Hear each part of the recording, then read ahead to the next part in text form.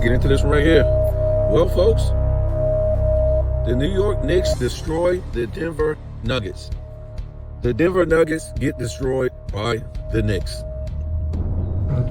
I mean, I just don't know what else to say, folks. Joker really doesn't have a good game. He doesn't put up anything close to his triple-double. This is what I'm going to tell you, folks. And we kind of hear these excuses for Joker, his teammates. And, you know, some of these guys are the core teammates that took him to a championship. You know, some of these guys are the core teammates that, you know, have been on the team and they've been contenders, right? For the most part, for the last, 4 years? So, this is what I'm going to tell you. That a lot of people, they're missing the point. For one, your teammates have to play for you as the leader, right? There came a point in time where all teammates that played with a great player, they respected the player enough to go out there and give it their all. Now, am I saying that, you know, those core teammates with Murray, Joker, and Porter Jr. never did that? I'm not trying to say they never did that, obviously. But I just don't feel like they're doing it anymore, folks. I just don't. Second of all, I think these guys are hurt. Porter Jr., obviously Gordon and Murray, and they just don't have it no more, folks. They don't have it anymore. And to me, it's you got to put that on Joker. Why he let these guys sign these contracts and they're not up to the task when it comes down to it. Now, they're up and down, and, you know, what are they, top 5 or 6 in this West? And that's really not saying nothing. That's really not saying nothing in this West. You know, so it's really hard to gauge where these guys are going to be at the end of the season. But when you see these guys get blown off the floor, it's not good. It's not good in the sense that you see where these guys are in the standings. I mean, they were worse before, but when you see these guys in the standings and they're getting blown out by good teams and bad teams, it just tells you how weak the West is. It's not that good. To me, the NBA as a whole, it's really not that good. Now, do I think it's some lackadaisical play on the court from all teams? Yes. These guys could give a damn about winning, about wanting to be the best, you know, all time at their position. And this is what I'm going to tell you guys. The guys had no media back then. It was what it was. To be the best, you had to show it on the court. There was no media. There was always dudes in different eras trying to one-up the other dudes in the past eras. To me, a lot of times, of course, by winning, that would be something dominant. And winning championships. And then I would think statistical titles. And not empty, hollow statistical titles where you get all these stats where no guys play defense.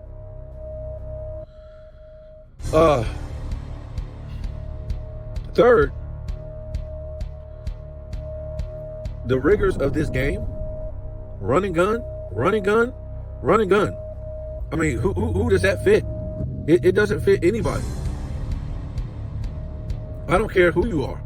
You can be these skinny three-point shooters, and all you do is run and gun, and you have no real muscle tone to your body. You don't go to the gym in the off season and work out your calves, your feet, your ankles, your hips, your thighs. Nothing on your body. You're just running and gunning. It's not going to be good in the long run, folks. It's not. And this is why guys hit the weights in the past. Not just because it was a physical game. And so their bodies will be up to the task of playing all these games. Remember, they didn't just get paid because they played basketball. They got paid because they were there to play basketball. So if you wasn't there to play basketball, guess what? When your contract came up, they didn't need you. You weren't getting a big contract, or the contract that you wanted. You weren't going to get that, folks, if you weren't there on the court. And this is why Sports and Fitness Rants put a post up that, I think it was, what's this guy's name? Bradley Bill put up some statement about his family being in the arena, hearing all these cuss words, and I don't know if it was pointed at him or what. I have to pull it up, but I commented and I just said, if these players are getting heckled and being called names, it's for a good reason. These guys are getting paid all this money and they're not showing up to work. And the fact is, we hear this stupid stuff all the time about these players should be making this money because the owners make so much money. No, folks, the owners don't pay the players. Who pays the players? See, you're not going to get it because you're going to be convinced by the media. They're going to say, oh, no, they deserve this money, man. They'll come up with all this stupid stuff that makes zero sense at all. Because you don't understand something so simple. Yeah, that's what they'll do. They'll come up with all this stuff that makes no sense. That the owners have all this money and make this money, so the players deserve this money. I ain't counting another man's money. Why you counting a black man's money? All this crazy stuff. No! It's the fans. The fans pay the players. Not the owners. The fans. The consumers pay the employees. And the employees are there to produce a great product that will sell. Yeah. If the product is trash, then the consumer will no longer pay for the product. And therefore, guess what? The employees will not make any money. That's basically in every workplace. What doesn't the NBA and the NBA players get? What don't they get? It's the fan, the consumer, that is buying the product. You should be getting cussed out on a regular every day for taking fans' hard-earned money and living in mansions, living lavish, living great, for not even showing up to work. Don't tell me about being hurt. There's no way you should be hurt like this. In the off season, some way, somehow, you should be training your body.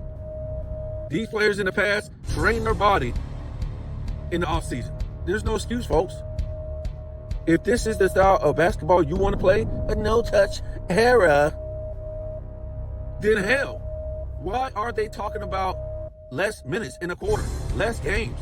In a no-touch era where you're making money, you're doing less because you're not playing a positional game.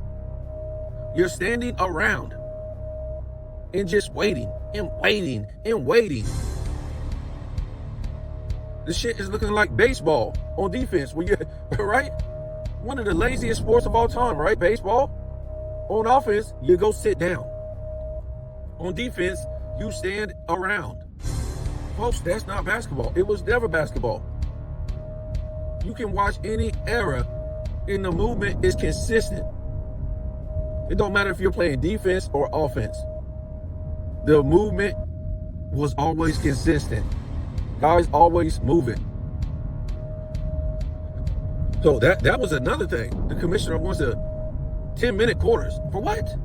You stand around all damn game and do nothing. You get these instant replays and you got to see if some guy accidentally touched a guy or accidentally played defense on a guy, so you have to start the whole game. to see if it was a foul, to see if it was a technical, see if it was a flagrant, because he attempted to play defense. Wow! What the hell are you getting paid for?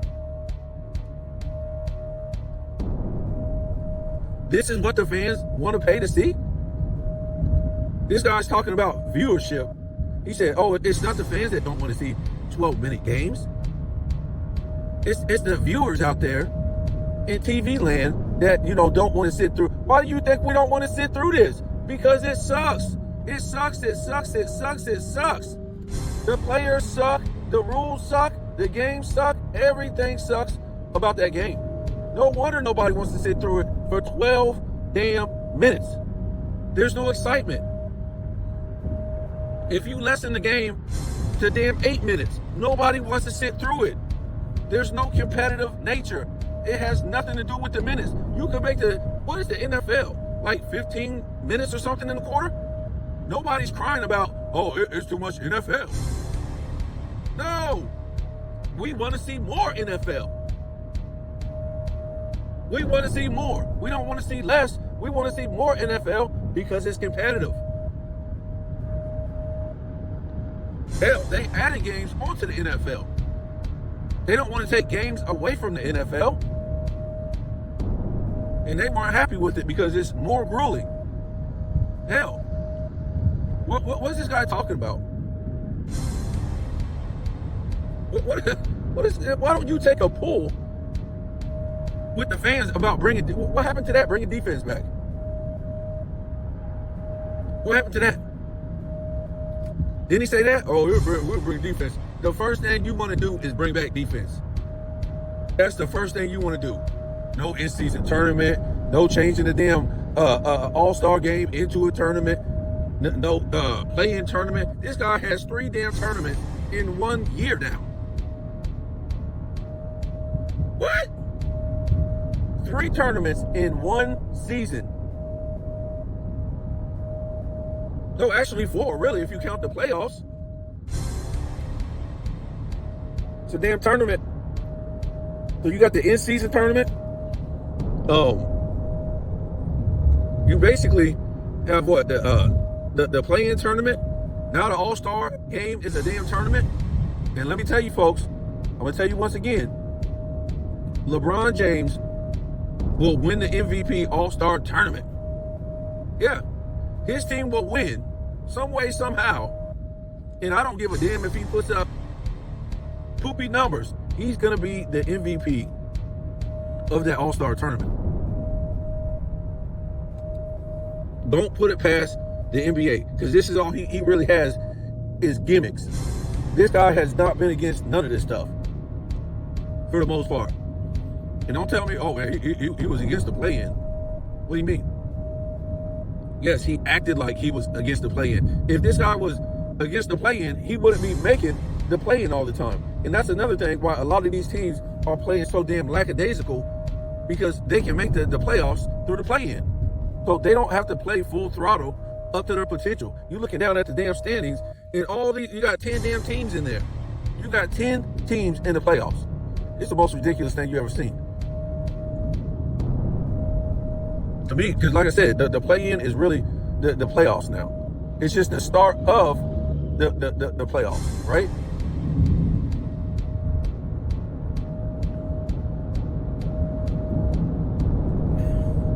So the whole Joker thing.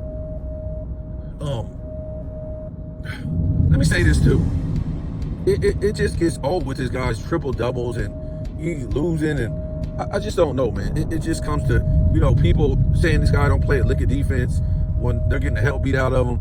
And, he don't. I mean, defense is really frowned upon, right? It's just dudes out there saying, we're going to outscore you. We're going to outscore you. That's basically it. Dudes out there saying, we're going to outscore you. That's all you got. So, I don't know. You can't ask a guy to be a defensive guy in a non-defensive era. It really, like, the only reason why Wemby is good at defense to me is because he's so damn tall. All he got to do is put his hand up, he's got to block. That's basically it, folks. He's not going toe-to-toe with no great big guy, body to body, and all this stuff, folks. But yeah, this is, you know, I don't know. He didn't have all the rebounds, all the assists, all the points this game, and they lost. And I know that's what people point at. See, if we don't do all this, they never will win. Well, this is what I can tell you. It's on his shoulders. Like I said at the beginning, it's on his shoulders. As the star player of the team that's been there, I guess since he was a rookie, right? He knows the organization. And you can clearly see that these core guys, Gordon, Porter Jr., and Murray, yes, they've been good in the past. You got paid for what you did in the past, but you got to go. You got to go somewhere else, man. He can't let these guys sign these contracts, and they're trash. They're trash. They don't do nothing else but shoot the damn ball if, you know, they're really on that day, right? That's all they do. They don't play defense. They don't rebound at a high level. They don't play make at a high level. They're just there to shoot the damn ball. And they're not really on half the damn time. So you got to put that on Joker's shoulders, you know, why he let those guys get those contracts or sign those contracts and they're all broken up and old. That's on Joker, folks. That ain't on nobody else but damn Joker. So, if they never win another championship, I'm not going to cry a river for this guy. I'm not, folks. Because he got what he paid for. And I know he you know, he don't pay him, but he let these guys sign these contracts. They had no business. If he wanted to win, you know, he should have went to the organization and said, look, we need to get some players that aren't broken up. I need another superstar. Russell Westbrook? This is what you bring in? Wow. Russell Westbrook. You can't be serious. So yeah, I'm not going to sit there and cry a river for Joker, because obviously he don't want to win. You know, I'm looking at these guys and like, you know, like you don't want to win, dude. You don't want to bring in a point guard or a guard that can handle the ball and you just do your other duties, points and rebounds. Nope. I'm serious. He might be too busy wanting to get them stats, folks, because there's no way in hell he should let Porter Jr. and Murray sign those contracts. He should have been at Denver's throat. I'm leaving if you don't get a superstar in here. I'm sorry, folks. You know, he don't have to have a super team, no doubt. But to see these other great players, have another great player right beside them every damn year, no. That wouldn't lessen his legacy if he had another superstar next to him. And I'm sick of hearing people crying about, oh, it's the organization. It ain't the organization. It's him. It's him. He's a star player, and that's it, folks. If he wanted another superstar, he would get another superstar. But, you know, his career is wasting away, and I don't see them winning the championship this year. And he might not get the MVP. And I don't know how long this guy is really going to play in the NBA. To tell you the truth. He don't really care about the NBA, really. You know, he won a championship. He didn't want to have a parade.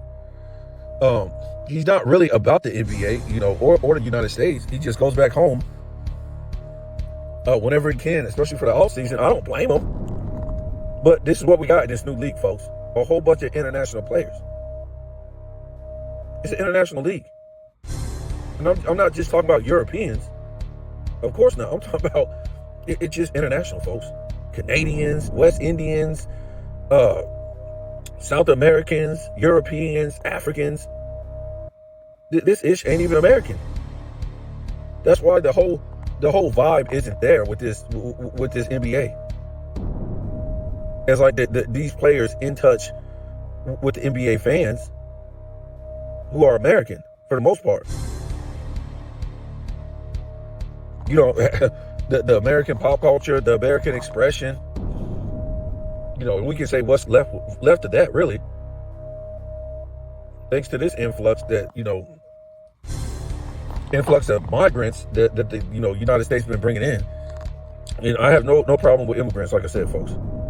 I have a lot of friends who are first generation immigrants, and I can even take it even further than that, but I mean, not first generation Americans. And, I can take it further than that, but I'm not going to tell my business. But the problem is this country has, with the Bidens and whatever. Like I said, if immigration in the past usually was like 10, 20% a year compared to foundational Americans, these dudes for a minute have been ramping that thing up to like 50, 60% incoming immigrants and really not even doing it the right way. So, you just have a disconnect with these players who aren't really Americans. And, if we want to, bring in all these international players, for one, they got to be able to sell the game, folks. It started to be like baseball. They got to be able to sell the game to American people. And if you're bringing in all these international players, okay, just sell the game to your people then.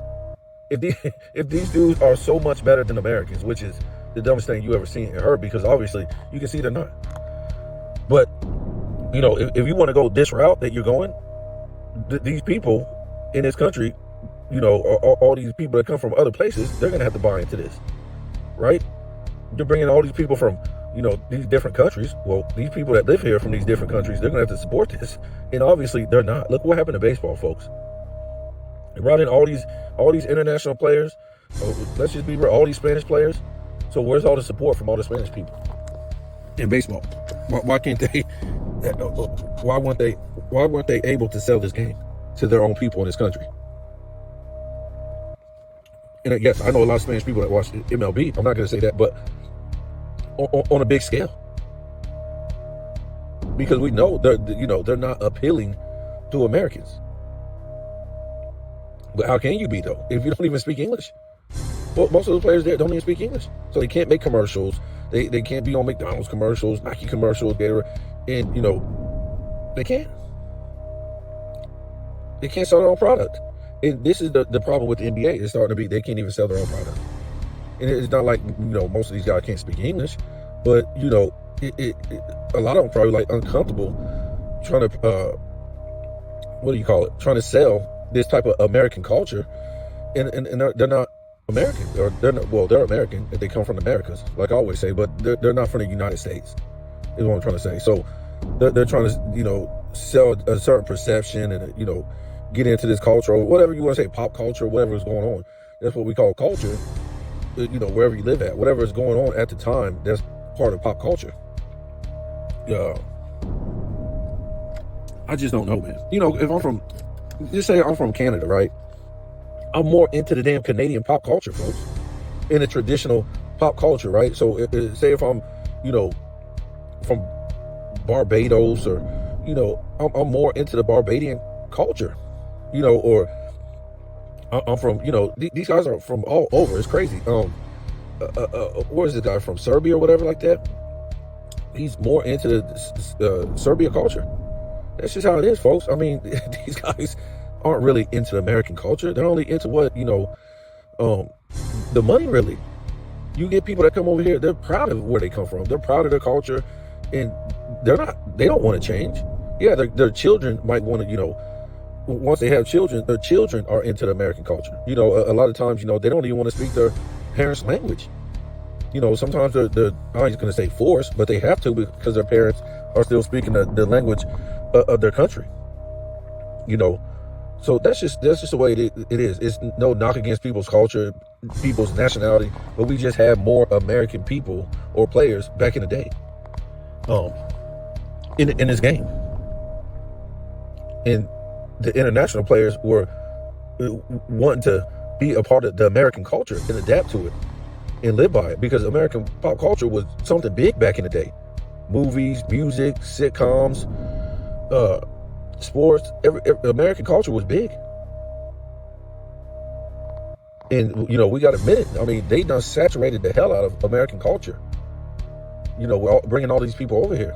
There's really no more American culture to the highest standard. It's not. So this is where the NBA has a big problem too, and why nobody watches it because of that, folks. You don't have, these people can't relate. You got so many different damn ethnicities or nationalities from other countries in the NBA. It's like, what the hell is? I don't understand. And sometimes we might think these guys are black, but when you look into it, no, these guys are Caribbean, West Indian, South American, Canadian, and there's nothing wrong with the culture where they're from. I'm just saying, folks, the NBA is basically a damn international league now. And to me, I think it really hurts, the way these guys vibe and play together and all this stuff too, because they're not American, and a lot of them aren't even first generation of American, and some of them are. So we can even say a lot of them ain't even foundational Americans. Anthony Edwards is not foundational American. He's first generation. And there's nothing wrong with that. I'm not trying to say anything wrong with that. There's nothing wrong with that. But I'm just saying the vibe with these guys aren't there. The vibe with these guys aren't there. That's just another thing. Like to me, these guys, coming together with all these damn different cultures, and like damn 90% of them are they're not even from here. They're not even first generation Americans. So they've been keeping just like this soap opera, this drama, and all this stuff going on with people saying stupid stuff, people doing stupid stuff, whether it's sports media or these players, to try to keep this thing afloat, folks. They keep eyes on this game because the game just ain't selling itself. It's not. If people wasn't saying stupid stuff and these GOAT debates and all this stupid stuff to make people want to talk about it will be gone, folks. Because the on-court play it doesn't have people interested. That's why I say, how could these guys be making this kind of money and nobody's watching this crap? You got to be lying. You got to be making up a fib. Nobody is watching this crap. Nobody is interested in this international league like that, folks. And then even the American players or the first generation American players, they're lazy. They're not taking this thing and saying, I'm going to be the ambassador. I'm going to bring this thing back, and, I'm going to put this league on my back, and I'm going to try to turn around. No, they're out there making it worse. The LeBron James and these players like this, folks, the Zion Williams, the Ja Morants, they ain't making this thing no better, folks. So you guys tell me what you think.